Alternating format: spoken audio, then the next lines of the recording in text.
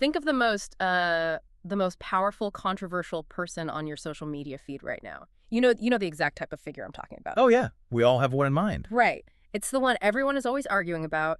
Half the world looks at them and sees a genius, a visionary, maybe even a savior, you know? Right, and the other half sees a complete menace. Exactly. A dangerous con artist. Right. And every single time they speak, the internet just explodes into a million different interpretations of what they actually meant.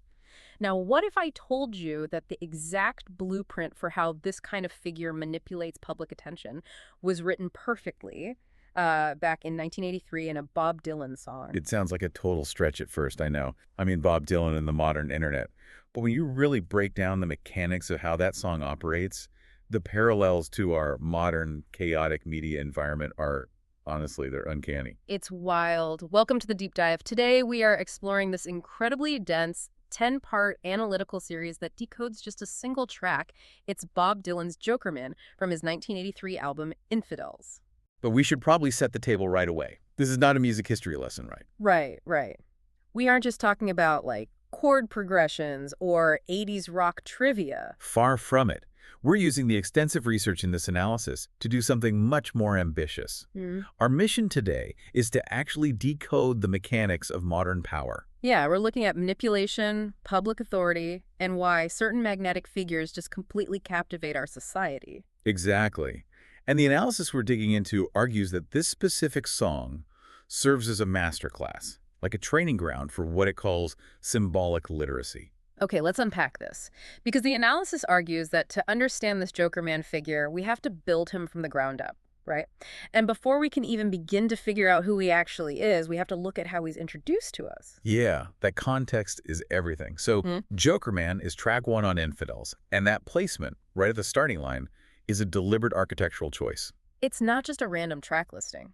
No, not at all. When you place a sprawling, massive, incredibly complicated 6-minute song at the very front of a record, it functions as a statement of scale. It establishes what the author calls a listening contract of complexity. A listening contract. I love that phrase. It's like walking into a movie theater and the very first scene is a jarring, surreal montage that makes absolutely no logical sense. Yes. The director is basically grabbing you by the collar and saying, hey, do not expect a simple story here. You are going to have to work for this. That is the perfect way to frame it. The album is actively warning you that you're entering a world of unstable morality and contested vision. Contested vision. Right. But the central interpretive problem, like the great riddle of the song, is that the Jokerman utterly refuses to settle into a single stable meaning. Which is maddening. You listen to the lyrics and he's described as dangerous, undeniably charismatic, somehow spiritually elevated, and yet totally morally vacant. All at the exact same time. All at once. It's essentially a Rorschach test for crowds. You look at this ink blot of a human being and you see exactly what you desperately want to see. Or exactly what terrifies you the most. Right. And what's fascinating here is the concept of ambiguity as method. You know, in most pop culture, ambiguity is seen as a flaw. Like something the writer forgot to clarify. Exactly. But here, it's the primary artistic and political strategy. The song doesn't give you a clean narrative. It moves from image to image. And by doing so, it forces you, the audience, into interpretive labor. Interpretive labor. Yeah, meaning you have to actively build the figure in your own mind. I have to jump in and be the skeptic for a second, though. Sure, go for it. If I write a murder mystery, and at the end of the book, I just refuse to tell you who the killer is because I want you to do the, interpretive labor, that's not genius. That's just a lazy cop-out. Right. So isn't this just a songwriter throwing vague poetry at the wall and letting the audience do all the heavy lifting? Well, it's a very fair critique. Total anti-interpretation, just pure randomness, is incredibly weak art. But the analysis points out that this song isn't random. Okay. It's rigidly structured and heavily patterned in its imagery. So the ambiguity isn't a mistake. It's an incredibly precise mirror of how modern authority actually functions and survives.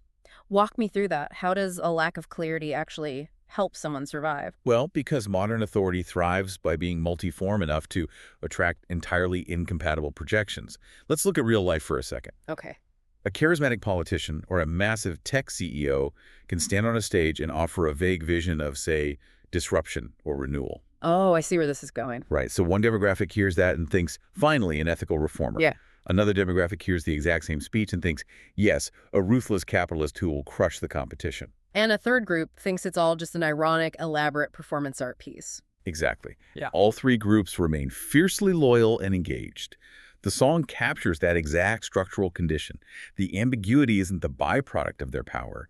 The ambiguity is the engine of their power. Wow. Okay, so if the Jokerman is essentially this perfectly crafted Rorschach test, we need to talk about the specific ink being used to paint him. Yeah, the imagery. Because the imagery in the song is a really jarring collision. It's this massive car crash between holy, sacred words and raw, worldly power. The scriptural texture of this song is so dense. We're talking about deep, heavy biblical concepts here. Law, prophecy, sin, persecution, judgment.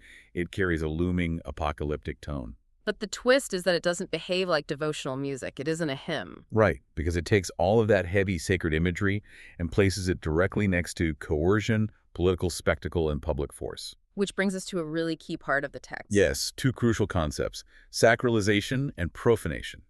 This is what happens when religious vocabulary is deployed in a world where it no longer guarantees any moral clarity.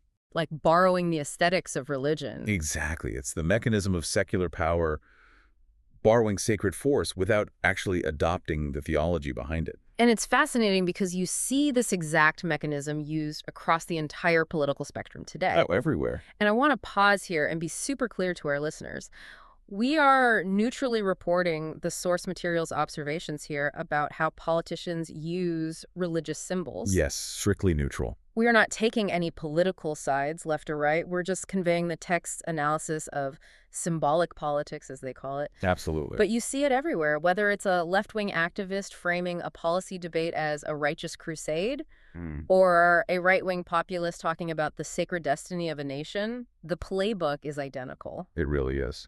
They borrow the awe-inspiring aesthetics of religion, words like purity, sacrifice, and salvation, to make a standard secular political fight feel like a cosmic battle for the soul of humanity. Precisely.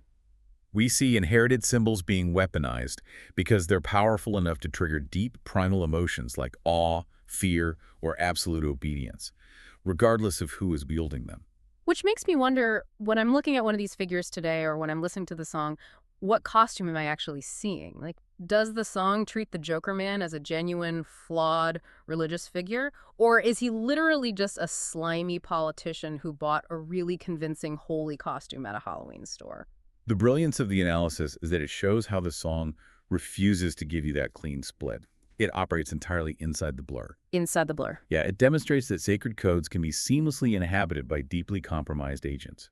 It creates an environment of charged indeterminacy. You feel in your bones that a massive judgment is coming, but the object of that judgment keeps shifting right in front of your eyes. Which brings us perfectly to the actual roles this figure plays. Yeah. If they aren't genuinely holy, what game are they playing? The analysis lays out three competing character models for the Jokerman: the trickster, the false savior, and the witness.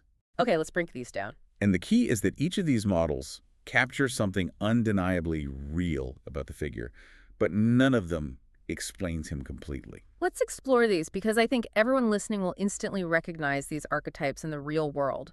So the trickster is all about movement and unpredictability, right? Yes, the trickster is a boundary-crossing figure who survives through manufactured chaos. Right. They break the rules, they mock the institutions, and when they get called out, they just smirk and say, hey, I was just joking, why take it so seriously? Right. And then you have the false savior. This is the charismatic figure who adopts a totally redemptive posture. They promise to fix your life, save the economy, rescue humanity, but there is absolutely zero trustworthy moral substance underneath it. It's all charisma, no compass. Exactly. All charisma, no compass. And the third one, The witness. This model emphasizes distance and detachment. It's a figure who sees everything, registers the reality of a situation, but answers for little and remains strangely untouchable. here's where it gets really interesting. Think about the hybrid public figures dominating our screens right now. Picture a massive tech platform magnate or a celebrity-turned politician. Oh, yeah. They wield unbelievable systemic power over our daily lives, but publicly. They play the role of the disruptive outsider, That's the trickster. Right. Or they stand on a stage in a turtleneck and claim their new product is going to save human consciousness, which is the false savior. Spot on. But the second there's a massive data breach or a societal crisis caused by their platform, suddenly they become the witness. They throw their hands up and say, hey, I just built the pipes. I'm just observing the system. I'm not responsible for the water. And this raises an important question about how societies function. The analysis points out that we constantly misrecognize these actors. We perpetually mistake tricksters for genuine reformers. We really do. We mistake false saviors for actual protectors. We mistake witnesses for neutral, innocent observers. Because they never stop shifting the masks. The second you pin them down as a false savior, they slip on the trickster mask and laugh at you for taking them seriously. And these misreadings have devastating consequences in politics, in media, and in religion. The song is a mirror, showing us that public culture increasingly rewards these hybrid personas. Yeah. A leader can present as a deeply ethical truth-teller while functioning as something entirely unstable. We have to learn comparative reading. Instead of demanding instant black-and-white certainty about who someone is, we need to test these multiple models in real time and see which mask they're currently wearing. So we've established that the Jokerman is this ultimate shapeshifter manipulating the crowd. But we haven't talked about how the song actually delivers this chaotic energy to the listener, because it doesn't sound like a normal folk song. No, it doesn't. It does it through a structure that mimics the modern internet feed. The structure is a surreal montage. The song makes its arguments not through a linear plot where A leads to B and B leads to C, but through the high-speed collision of completely unrelated images. Like what?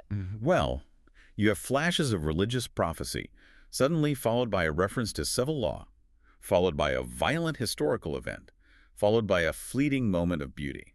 It is literally the experience of scrolling through a social media feed.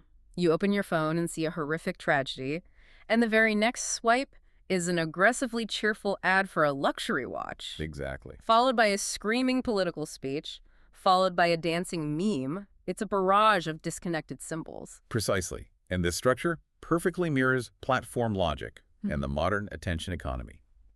Influence in this environment relies on two specific mechanisms, which the text calls symbolic compression and interpretive multiplication. Wait, so symbolic compression, is that like when a politician or a celebrity stops being a normal, complex human being with specific policies or talents and just becomes a walking billboard for an entire cultural ideology? That's exactly it. A person turns into a dense sign. They are compressed into a myth that represents so many conflicting things to so many different people that their actual humanity disappears.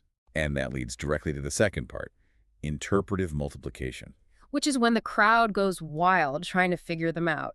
Imagine a massive pop star or an eccentric billionaire posting a cryptic one-word tweet at 2 a.m. Oh, we see this all the time. Right. Fans think it's a secret code for a new album. Critics think it's a dangerous political dog whistle. Wall Street investors think it's a hidden signal to buy stock. Yep. The person who tweeted it does absolutely nothing, but for 48 hours, they completely dominate the global news cycle simply because nobody knows what they meant. That is interpretive multiplication. The more people fight about your meaning, the more powerful you become. Right. And the ultimate reward for mastering those two things is accountability evasion. Because unclear figures are impossible to pin down to stable commitments. Ambiguity is no longer a weakness in a media-saturated environment. It is the ultimate strategic advantage. Okay, but let's be real for a second. Let's look at the calendar. It's an 80s rock song. We are talking about 1983. I know. Dylan didn't have Twitter. He didn't have a smartphone. Are we just projecting our own modern algorithmic anxiety onto a guy strumming a guitar in a recording studio? It's the most natural objection to make. But we connect this to the bigger picture, it becomes clear that this is an analogy, not anachronism. So he didn't predict the iPhone, but he predicted the vibe. He understood the underlying structural logic of visibility and distance. The fundamental dynamic is that power grows when visibility and uncertainty reinforce each other. Okay, I follow. The more a figure is seen, debated, and projected onto from a distance, the more socially real and powerful that figure becomes. The song captured the architecture of that manipulation decades before Silicon Valley wrote the code to monetize it.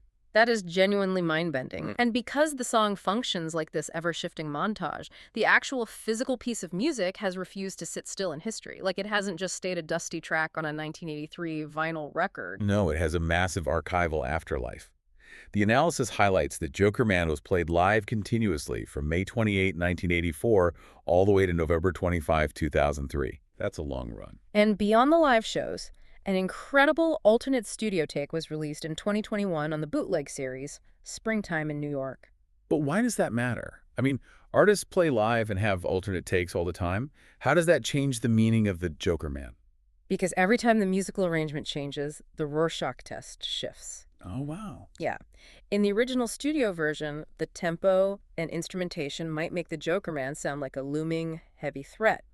But in the 2021 alternate take, the rhythm is different. It's faster, more buoyant. So the mood shifts entirely. Suddenly, the exact same lyrics don't sound like a threat. They sound like the pitch of a seductive con artist.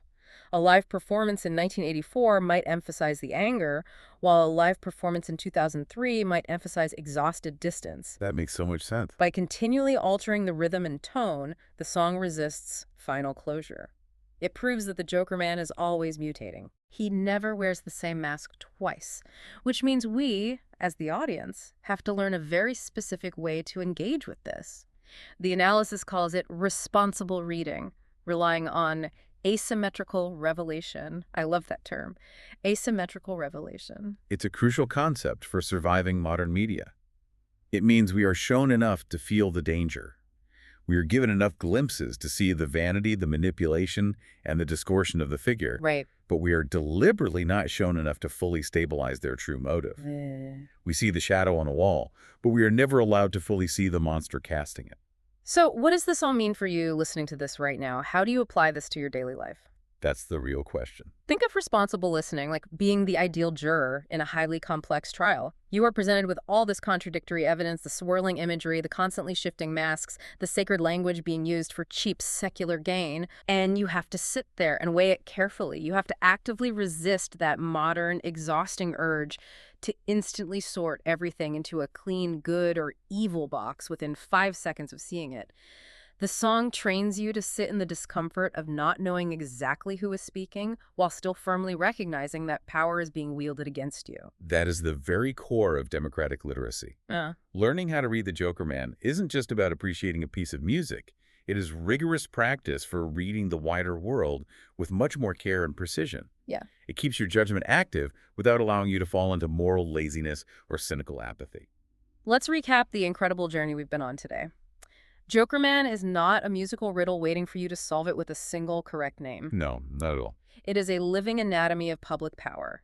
It is a mirror reflecting exactly how authority, spectacle, and ambiguity operate in our society today. From its deliberate placement as the opening track establishing a contract of complexity, to its jarring collision of sacred and secular imagery, right down to its surreal, feed-like montage structure. It really is a training ground. The song is a survival guide for critical thinking. It perfectly illustrates how charismatic authority doesn't just tolerate our conflicting projections, it actively feeds on them. It shows us how the ultimate goal of the spectacle is accountability evasion. It really is an 80s rock song that accidentally wrote the definitive blueprint for surviving the digital age. It is. And, I want to leave you with a final thought to mull over. One that takes everything we've discussed and pushes it into the near future. Oh, okay. Let's hear it. We've spent this entire deep dive talking about how human leaders, politicians, influencers, CEOs use this ambiguity to manipulate us. But think about the technology we are currently building.